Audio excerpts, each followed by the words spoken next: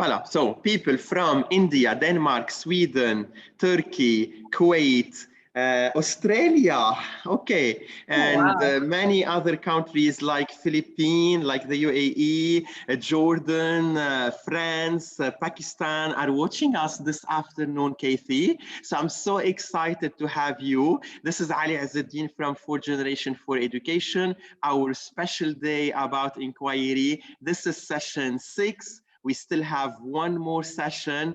Just a small reminder, in the Q&A, you can send all your questions. And then in that chat, you are going to interact with us. And remember, next to the two, choose all panelists and attendees so we can all read your reflection. So, Kathy, let's know a little bit about who you are. Yeah, great. Well, first of all, thank you so much for this opportunity. It was when Ali asked me to share some information about inquiry in the early years, I thought, oh, I'd love to, because I've learned a lot in the last 3 years, especially because of my first year's teaching in the PYP as part of an IB school. But then, having been an early childhood teacher for years, I think inquiry is just embedded in the work we do. And so I just want to share a little bit about my background to start out. Oh, you changed the order. Yeah, just because I thought it'd fit great, because it's so nice to know a little bit of information where everyone's coming from. And so I thought it'd be helpful for you to have a little information about me as well. So I'm originally from the United States. Like Ali mentioned, I currently am living in Switzerland. But I'm moving to Panama in July to work at an international school there. I have over 20 years of experience in education. I am currently a kindergarten teacher, and formerly I was a literacy specialist, literacy coach, intervention teacher, 4th grade teacher, and then a big portion of my career has been spent teaching kindergarten and preschool.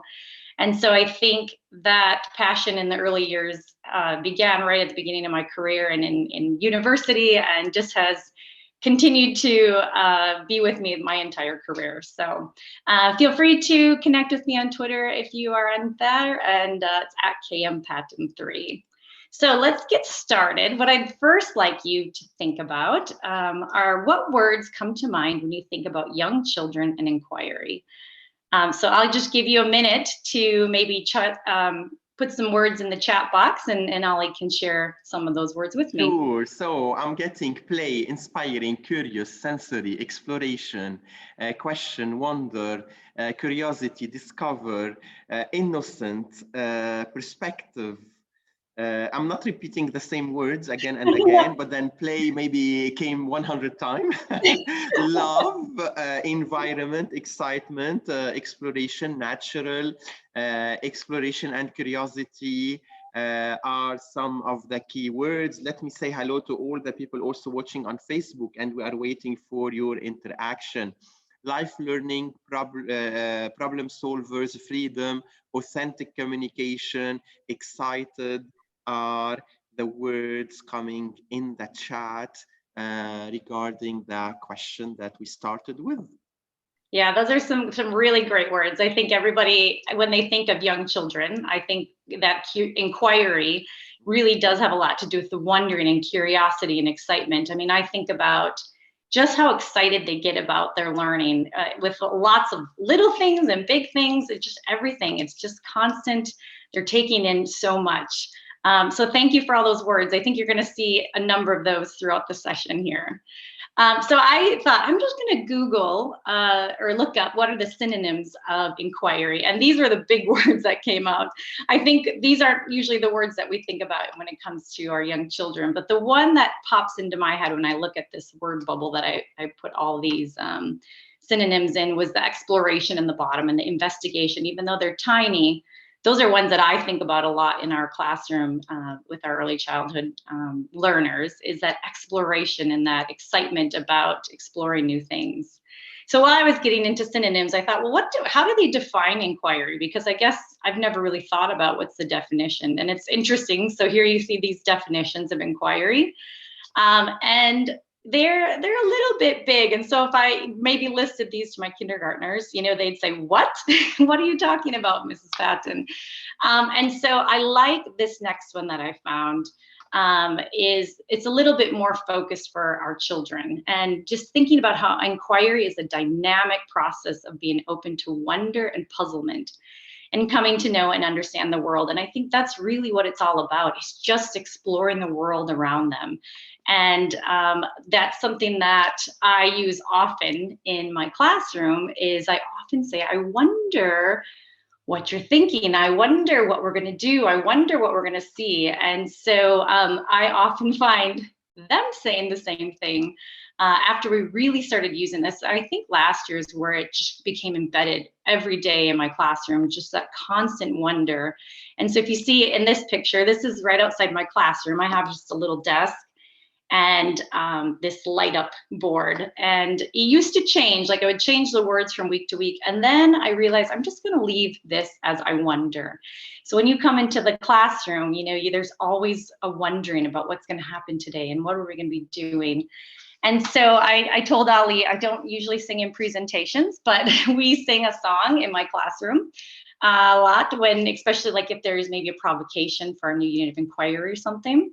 And it goes like this. So I think I can do this for all of you. It goes like this: W-O-N-D-E-R, wonder, W-O-N-D-E-R, wonder, W-O-N-D-E-R, wonder. I wonder what we'll learn or see. You know, we change the words at the end all the time, but that is something, so they all know how to spell wonder now, but then they also, I hear them singing it a lot too. And so they know if I bring out that song for something, that means something very interesting is going to be happening in the classroom. And so we always sing that when we start a new unit of inquiry with our provocation, but if we're doing some kind of different things in our classroom too, we'll bring out that song. So it's an easy song to remember and fun to sing with my students because they do like it, and I love that they sing it. You got messages. I love the song. I love the song. I love it. So it's a good start.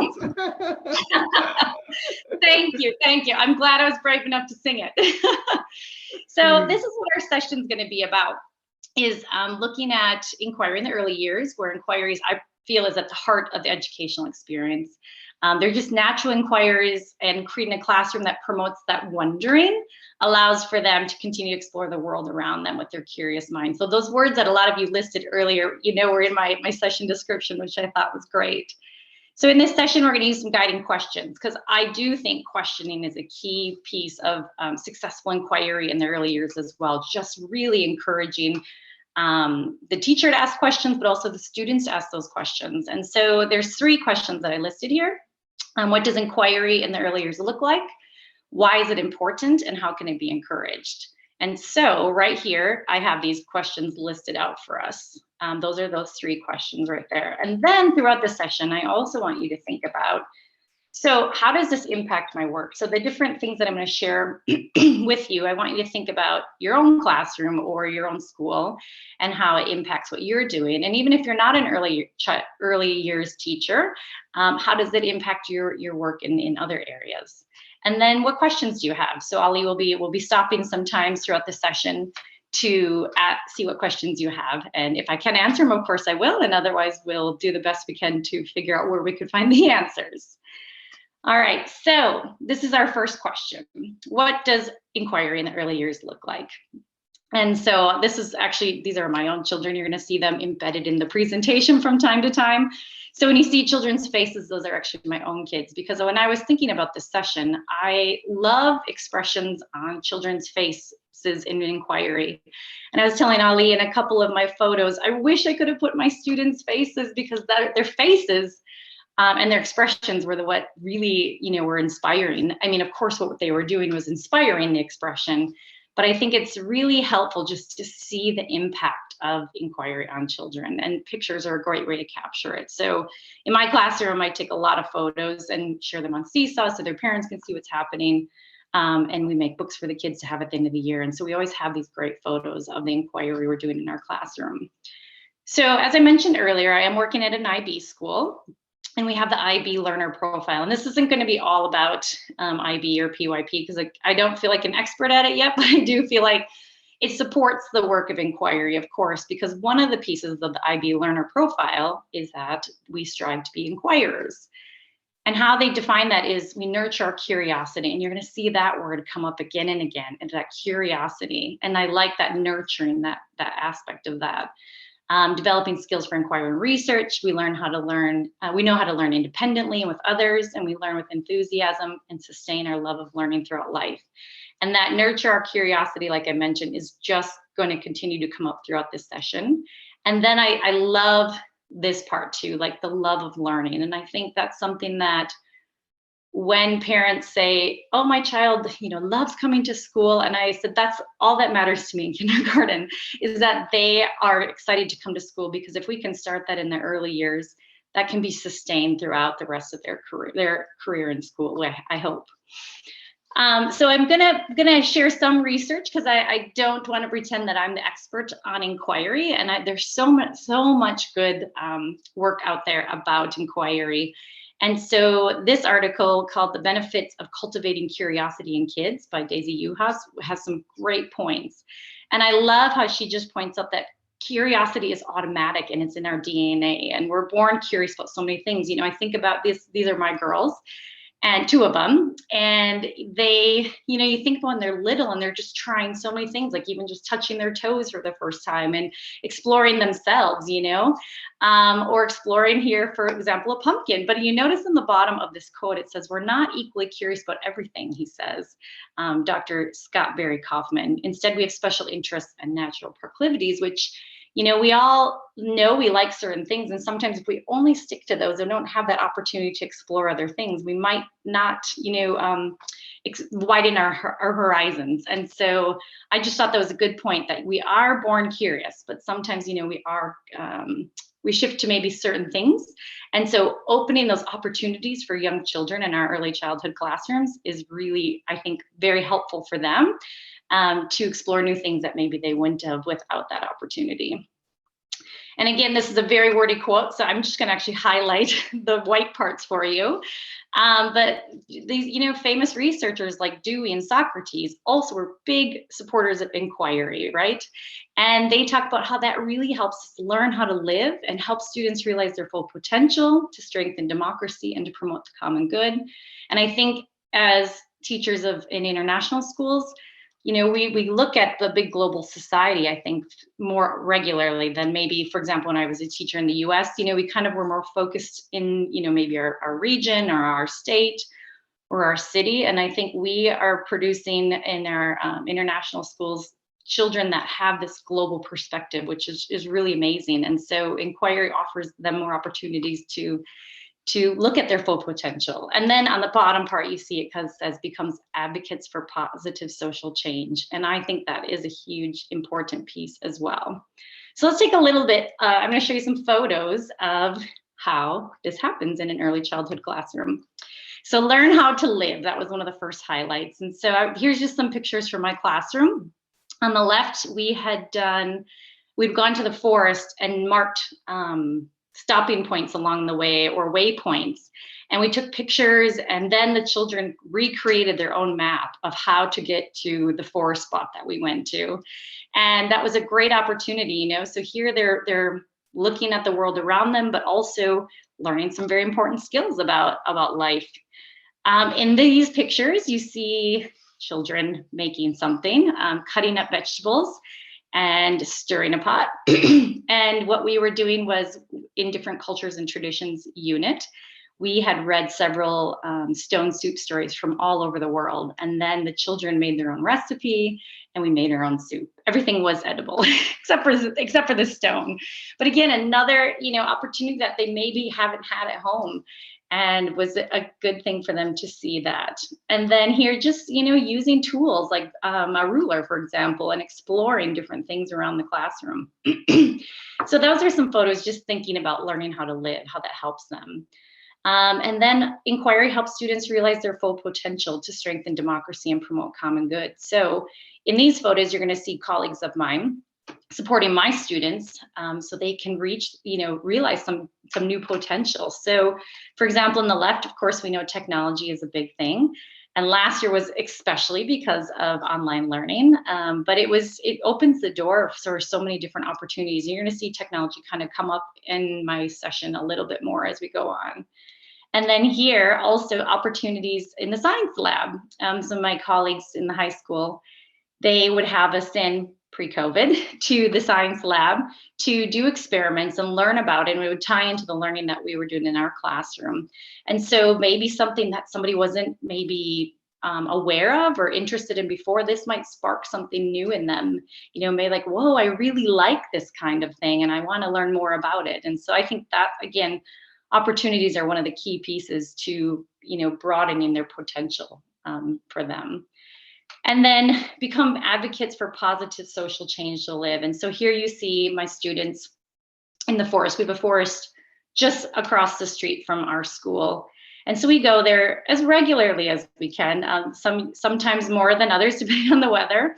But I think if you notice here, they are always working together. And that's something you're going to see throughout this session, is it's a lot of collaboration. And I think that is a huge piece of becoming advocates for positive social change, is learning to work with other people. And then also learning about nature, so for example, here on the left, we were doing a mini beast unit, and they were doing a mini beast scavenger hunt and really learning like the value and importance of insects. And so just those opportunities to learn more about the world helps them want to take care of our world for us. And just a little more research here. You're going to see, I love that they say how neuroscience is starting to explain curiosity's power. And it's interesting, you don't really think about the power of curiosity until you start to understand like all that it can do. And then this one really points out that it's helpful in retaining information. So you think about when you're very engaged in something, you want to learn something more, it does help you remember it, and retain that information. And so when we have classrooms filled with those inquiry opportunities where they're exploring and engaged and excited, that sticks in their brains and they remember that. Like I think about my students that I had over the past couple of years, and those are things that they'll still bring up to me, is some of those opportunities that we took. Also in the Enquiry in the PYP, that's a publication from the IB, they talk about how it nurtures curiosity and promotes enthusiasm for lifelong learning. And I think that is so true. And I think many of you in your words that you posted in the original at the beginning basically said that, it's really about that excitement for learning. And so, it's just those opportunities to explore and be excited about different things.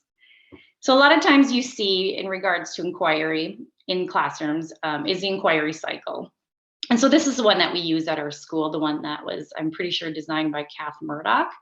And it's great, like, it really helps you dig into things different. And I love this picture particularly because it was on my window 2 years ago. And you could see it was perfect because we were studying weather, how it affects our lives in different ways. And so making that inquiry cycle real for the students really, and involving them helps them understand this process that we're going through. And one thing that is important to remember is the inquiry cycle isn't, even though this, you can see it's a cycle and it has the arrow's direction, it definitely, there's spots to go in and go back and there's just lots of opportunities. And that's something to remember, that it's not just set in stone, only one direction. You can always jump back into tuning in, or you can always, maybe some action comes sooner, or you got to sort some more things out as you're learning. But I do think sometimes this inquiry cycle can be a little bit overwhelming for maybe our early learners. And so I found this one, which I really like. It came from an article called How to Use Inquiry-Based Learning with Young Learners. And it's very simple. You think of your KWL chart, find out what students have learned and find out what they already know and find out what they want to know. And I love this part, especially embarking on that discovery phase in the learning process. There was just something that really spoke to me when I read that. I thought that is really powerful, because that's what it all is just that whole opportunity just to discover, and then using their background knowledge, and then what do they want to learn about, and so really involving them. And like I said earlier, it's really helpful to know that you don't have to go in that constant cycle. Like maybe all of a sudden some of their other background knowledge comes back in, or they learn something here, so what else do they want to know? And so it's good to know that you can kind of jump all over this cycle. But I do like the simplicity of this one, because I think we just really... had a comment in the chat about the arrows in the two sides, and then here we go, it's on the screen. That's funny. Yes. Yeah. So, and I just love, a lot of these quotes, I just put it the whole one in because I want you to, if you want to see the whole quote, you can, but I highlight pieces that I really want you to see. And basically here in their work, again, the article called How to Use Inquiry-Based Learning with Young Learners, basically what they found is children who are curious seem destined for success. And I think that's what we see in the early years, is just that all these possibilities for them, you know, and the more we can promote and cultivate and nurture that curiosity, I think the better for them, you know, for their long term as well, because we know that there's lots of things to still figure out in the world, you know, and so if we can help them continue and maintain that curiosity, I think as they come to us in the early years, we really are just nurturing it and providing more opportunities. And then we can hope that that continues after they leave us in the early years. So we're going to pause for a little bit here and give you a time to process a little bit of all that information I just shared. So the two questions that I said I'd continue to come back to is, so how does this impact your work?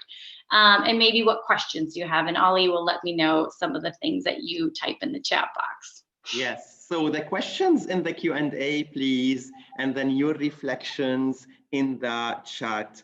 Jyoti is mentioning we are working virtually, so these pictures are reminding me of my workplace, so making some connections. Yes, yeah. Yes. And so what are those kind of takeaway from the first part of the presentation? This is the first question, and I'm sure that many people, they have the same question. How do we encourage inquiry during online learning? Do you want to answer it now, or we keep it for the end? Yeah, I mean, I can do my best to answer that. So last year we were, fortunately, I'm sorry for those of you who are continuing to be online, we only were online for about 2 months. And so for me, what I tried to do was, you know, because it was tricky because you don't know what everybody has at home. And so that's the challenge is, you know, you can't quite say, okay, well, can you find some Play-Doh? And, you know, because they might not even have that, because I know for us here in Switzerland, we couldn't even buy anything that wasn't like a grocery item, you know, like milk and necessities. You couldn't even go to the store and buy the pens, you know, like that section of the supermarket was closed. And so we really had to be creative. So it was spring, thankfully. So we encouraged a lot of things outside, you know, so go for a walk and try to find, you know, something with shapes if we were studying shapes. And then I used a lot of videos during my online opportunity with my students. So just so they could continue to kind of get that input from different things that maybe we would have done, and then try to really think about things they had at home. So for example, I don't know if I showed this picture yet, but later, there's an ice experiment we did. So maybe it's just freezing some ice in their freezer and taking that out, and opportunities like that. So it was definitely a creative opportunity for me to think about how can I provide these opportunities for them so they can continue to still have these hands-on exploration things, but with what they have at home, you know. Or I'm thinking too, we did some 3D shapes or patterns. I think we were looking at patterns. So then they just had to go around their house and find patterns. So it's just using what was available to them inside or outside, and not requiring also a lot, you know, from the parents, because we understand that a lot of them are working still. And so trying to make it manageable for everybody. So that's what I did when I had my online learning opportunity. Good, Kathy. So I think she loved this whole idea that you started with learning how to live, and we're ready to continue. I know we will have plenty of questions, and I know that you prepared a lot of things for us. So let's continue, and then we will come back to the question and the chat after the second part. That sounds great. Yeah, as Ollie knows, when I have so many pictures I want to share with you just to kind of show. And I love that somebody pointed out, like, it is reminding us of the things we could do before COVID came. And so it's good to reflect and say there's hope. It's going to come back to us. So our next question was, why is it important? And you could see a little bit in my first part that I was really stressing the value of inquiry. But so this is my middle child. and, you know, fits the stereotype in several ways. But she is one that is, even at 12, still hesitant about things. And so I know how valuable it is for her to have opportunities to try new things, even though a lot of times it's an extra push to try new things. What I find with her and with others, my own students, is that that extra push sometimes is all that it took, you know, and sometimes it's not something they like, and that's okay. But without those opportunities, they don't get to see, you know, what the other possibilities are. And so that's why I chose this photo. I just thought it was perfect, because I think it's important to think about all of our children. And if you go back to that quote at the very beginning, remember Scott Barry Kaufman said, you know, while curiosity is automatic, it's not always the same level for everything. So something to think about. Here again, from the article, Benefits of Cultivating Curiosity in Kids. It talks about how curiosity is actually linked to joy on the job and social skills and a happy disposition.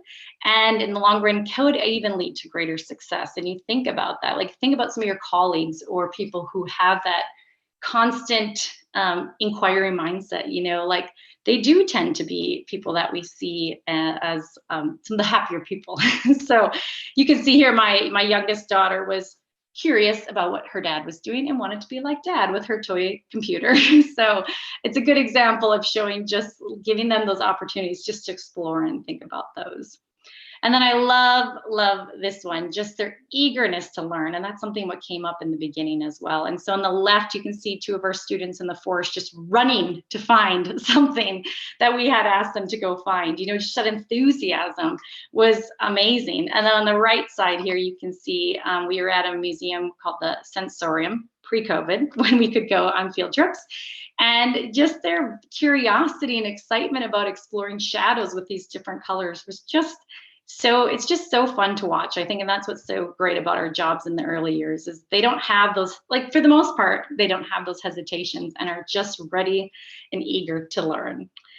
And then again, back to the inquiry and the PYP, how they really stress that through the inquiry process, students develop and sustain positive relationships. And I think that is definitely one of the things I see in my own classroom, is the working together factor. I mean, sometimes independent is also there, but just that constant opportunity to talk and use language. And then you see they talk about active engagement and making meaningful connections to things. And I think that's important. And so this is quite big, so don't get overwhelmed with it. It came from that same publication called Enquiry in the PYP, but they highlight different characteristics of inquiry students. And we could take, you know, the rest of the session to look at this.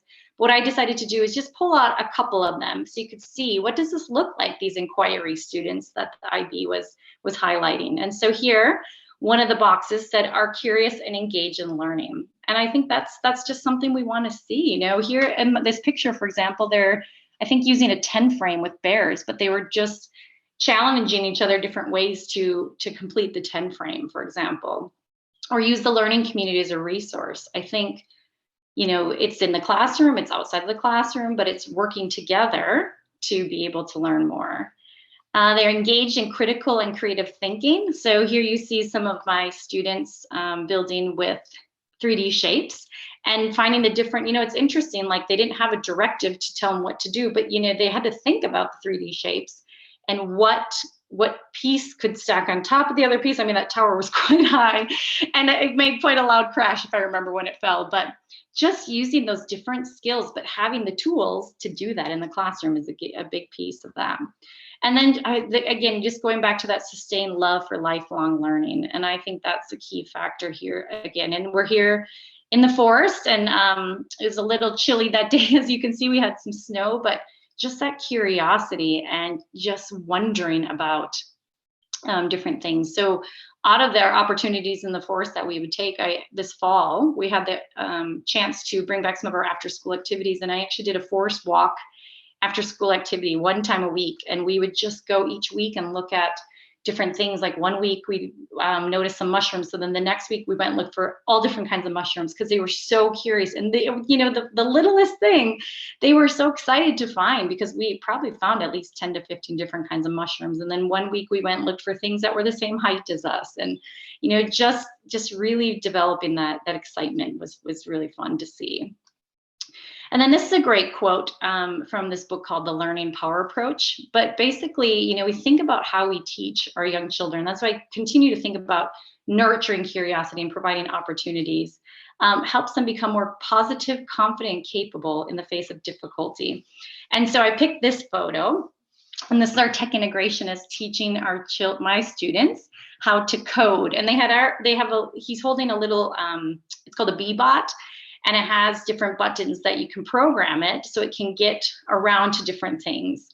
And so what he did, which was really great, this is probably like our 4th or 5th lesson with him, because we did not start with the maze. The maze is quite a complex thing and was very difficult. But what I noticed, because we had been very strategic in learning about the B-bots and just exploring them and understanding how they work and you know, doing it in different ways, and then coming to this at the end as the challenge, I would say, they were so positive, because oftentimes their B-bot would crash into the wall or go off the board, but they just kept going in that face of difficulty because they felt confident in themselves, and that was a great opportunity that we gave them.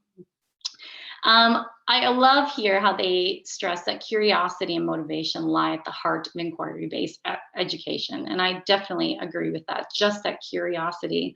And so in this photo, we were kicking off a unit on food, and all they had to do was wonder. We sang this, the Wonder song, and they had to wonder and notice and, you know, ask questions about different kinds of foods. And it was really a great way to kick off.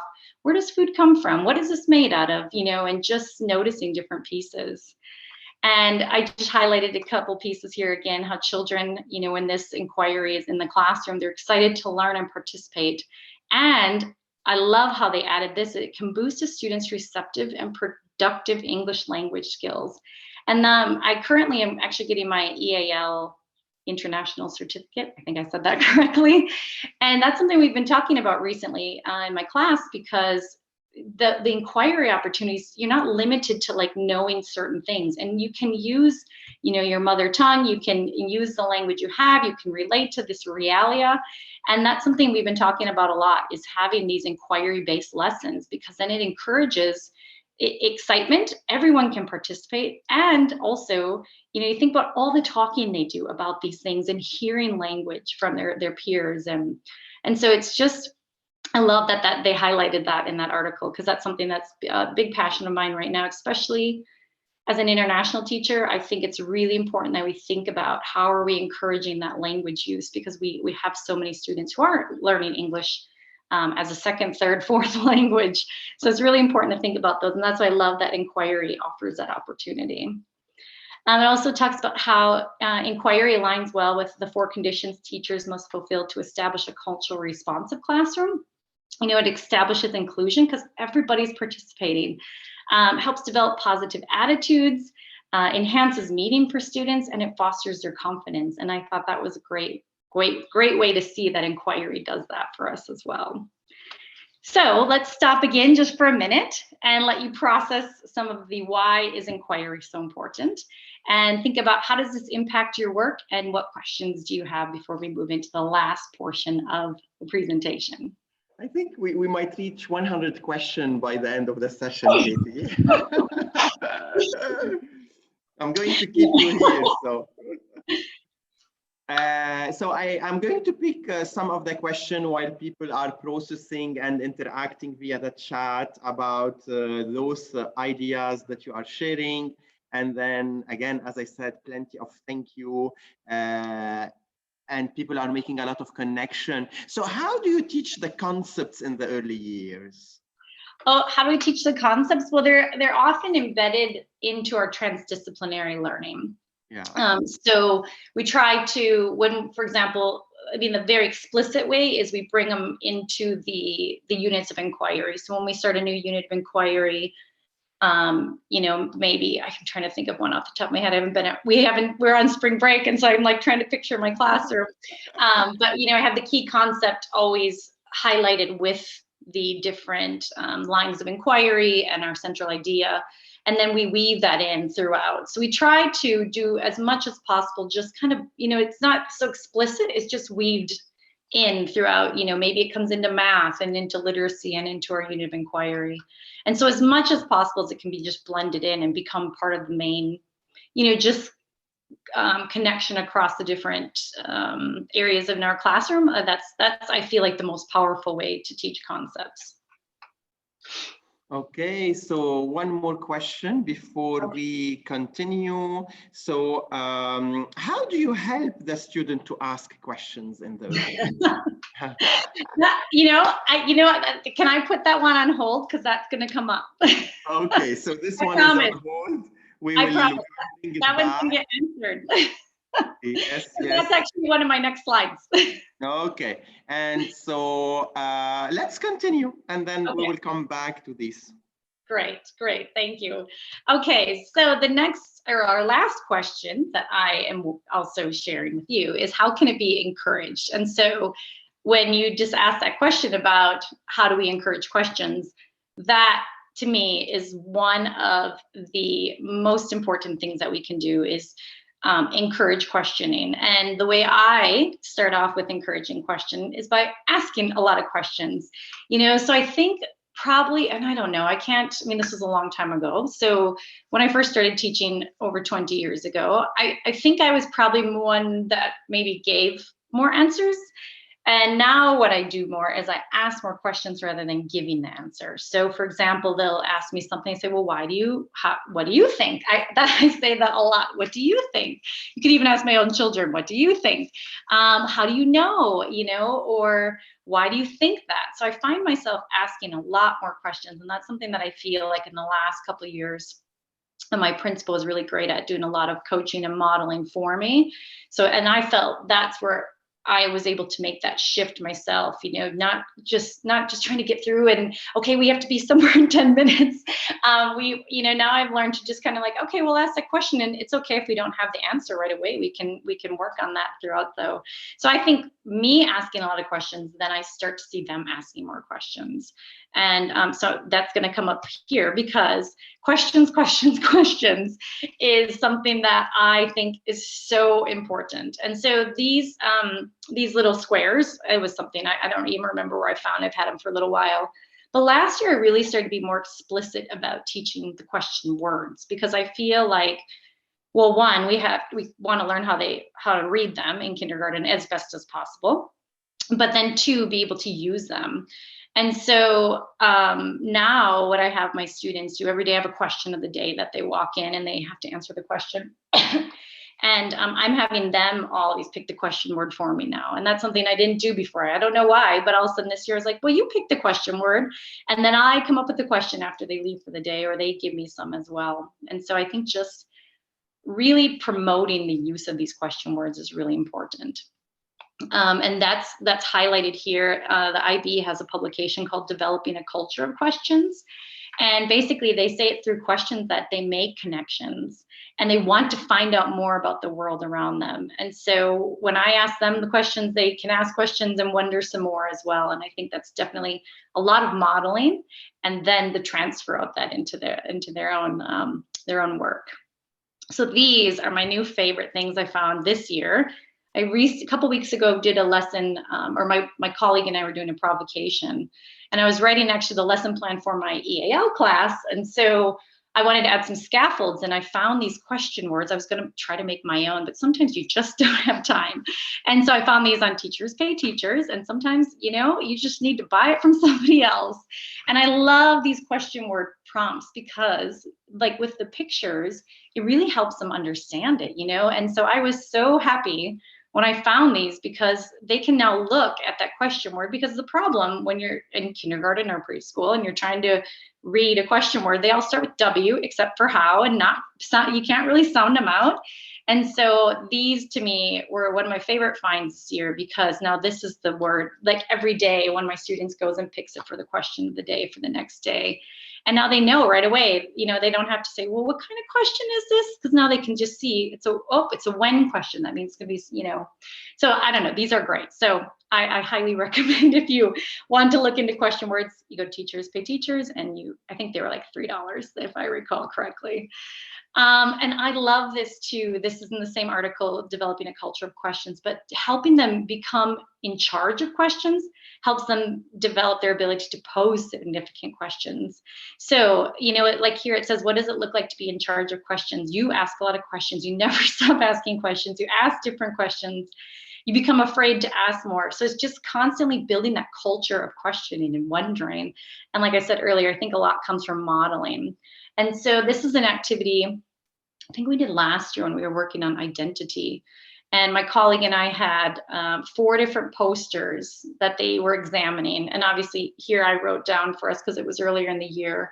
But, you know, they did a notice and wonder about different people. Like I think one was like a older, like maybe like, I think the kid said it was a grandpa is what they noticed.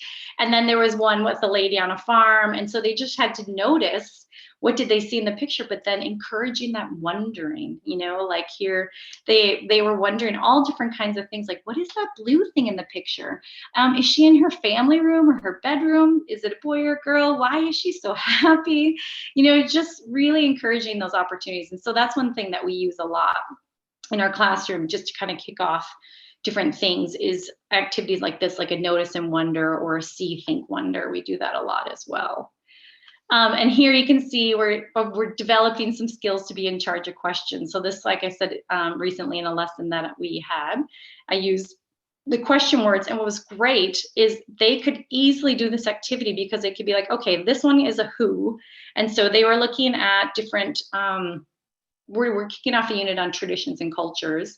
And we had different kinds of traditional birthday items from all over the world. And then what they had to do was pick one item that they connected with. And it was just so powerful because everybody could pick something that they connected with. And then they had to write about it. They'd tell us who are you usually with when you have that item, when have you seen that item, what is the item and why? And they could do every single one. And it was a really powerful lesson. My colleague said too, this is one I designed specifically for my EAL class. But he just said he had never seen so much participation from some of his English learners that he had seen before. And so that was pretty powerful, I think. Also in Enquiry in the PYP, they talk about how important it is that Enquiry is purposeful and authentic. So of course, in Switzerland, we went on, this is before COVID, I think it was last November, October, when we were doing our food unit, we went to a cheese factory because, you know, what else do you go learn about in Switzerland? And so here at the infamous Emmentaler Schaukäserei, and it was just so powerful to see them. Like you can't even see their faces, but you can see, for example, in the middle one on the top where they're watching the cheese get made into the big giant wheels. Like you can see even just them trying to peek into the window and see the power and the value of, wow, that's where cheese really comes from. And then the bottom right corner, they actually got to make fresh cheese. And so those opportunities, as you notice on the left, you know, it talks about inquiry and extending students' learning when the exploration of initial curiosity generates new questions and wonderings, and being in meaningful context. And I think that was what was so powerful about this is, you know, this is something we all see in the supermarket, and we know Switzerland is famous for its cheese, but really how does it get made and where does it come from? And so it was a great opportunity for them to make some connections to the local culture, because a lot of our students only stay at our school about 2 years. It's quite, we have a quite big transition, or I can't think of the word right now, but, you know, students are always kind of coming and going. So it's good for them to learn about the culture while they're there. And then this is one of my favorite quotes that I came across in this, my research for this was, you know, the good news is that given the right conditions, every child in our classroom can demonstrate curiosity, an attitude of wonder, and a desire to discover. And I think that's where we provide opportunities, tons and tons and tons of opportunities to do this. And so you can see all kinds of pictures on here. You know, on the left, actually after the Emmentaler field trip, what we did was that we made a iMovie to teach our parents about what we learned. And so the students picked photos and they narrated it, and then we shared it with our families in a little celebration. And just those opportunities, you know, in art, opportunities with writing. On the right side, we took a tour of the cafeteria. These are all pre-COVID pictures, but you know, those opportunities to wonder and question and explore are just really important.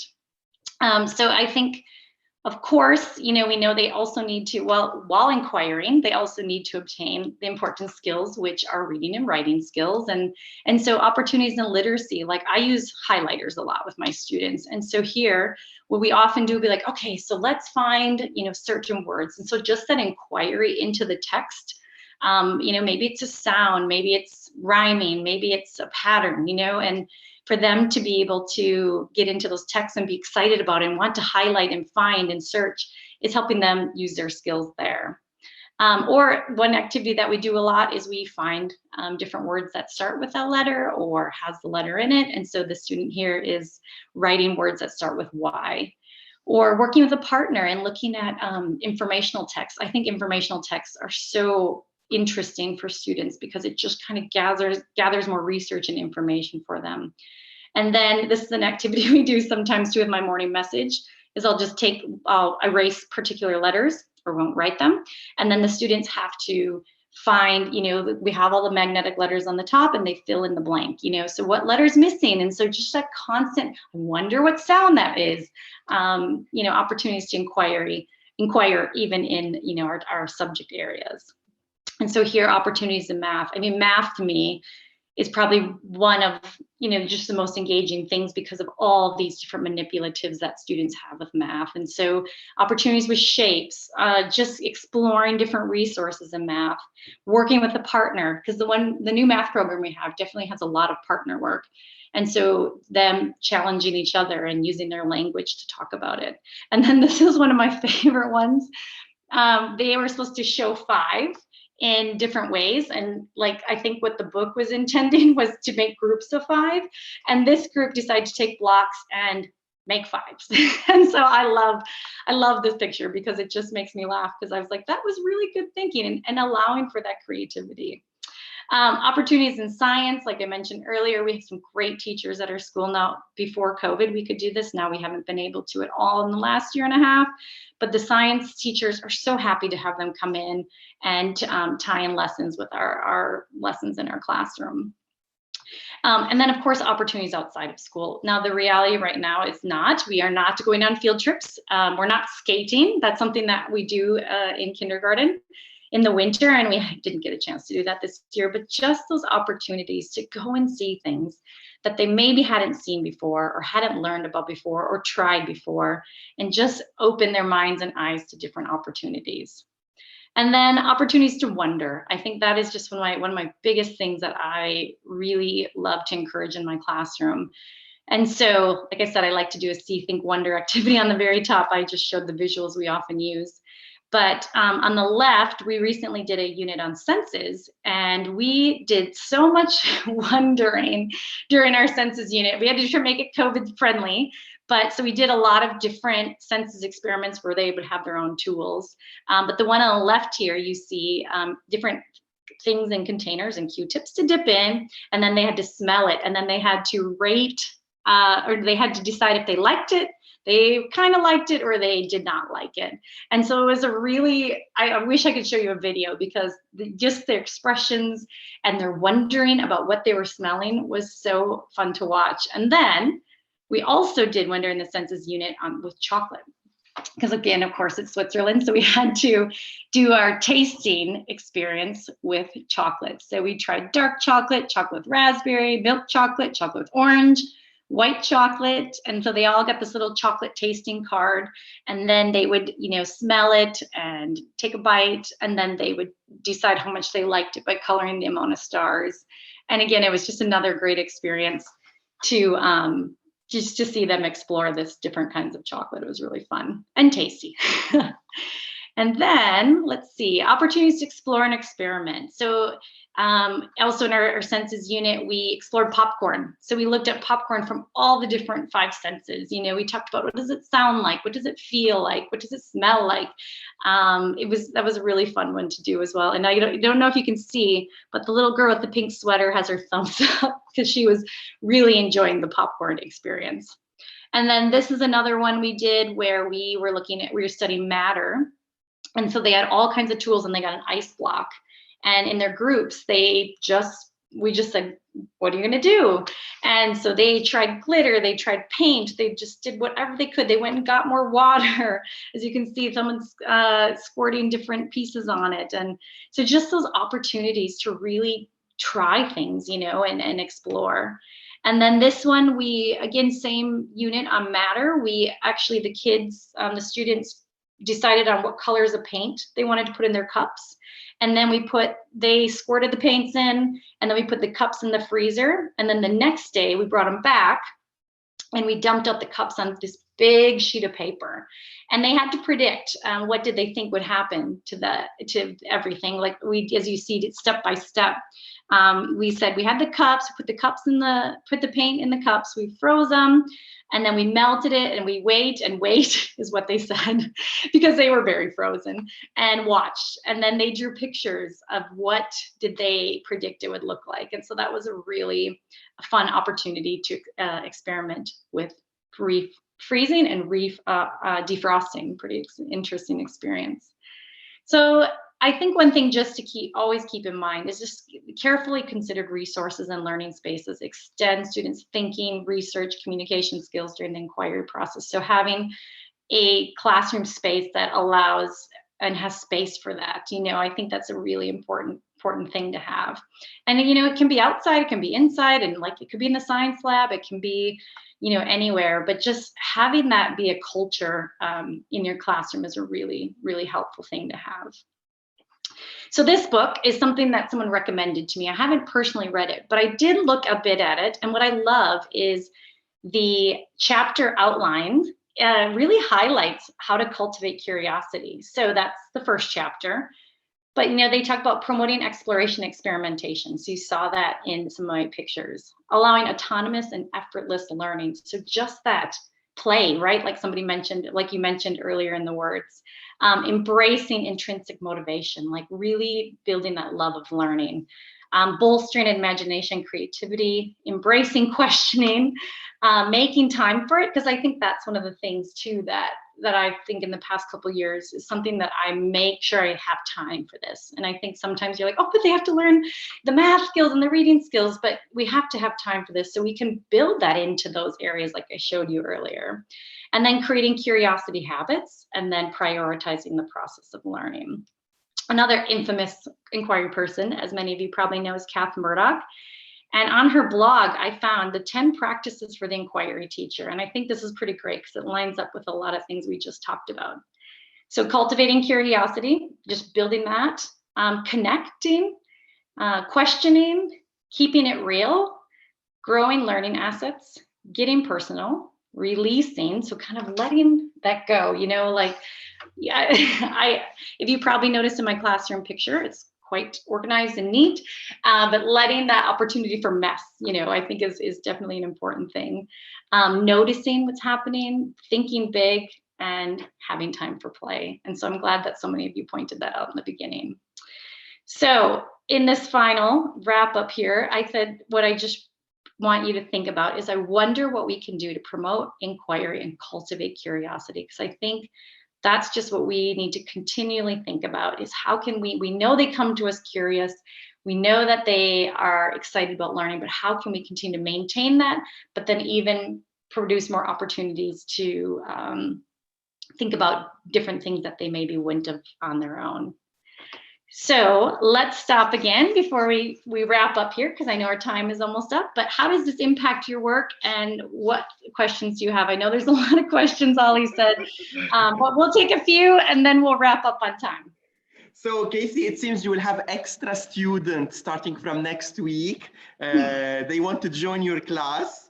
And let me say hello. Amani is watching us on Facebook, and then she's commenting in Arabic, sharing a lot of ideas. So this is great when people, they can use their mother tongue language to interact with us, and yes, I'm able to read and make this connection. So I'm letting the people also reflecting and taking their time to take some ideas.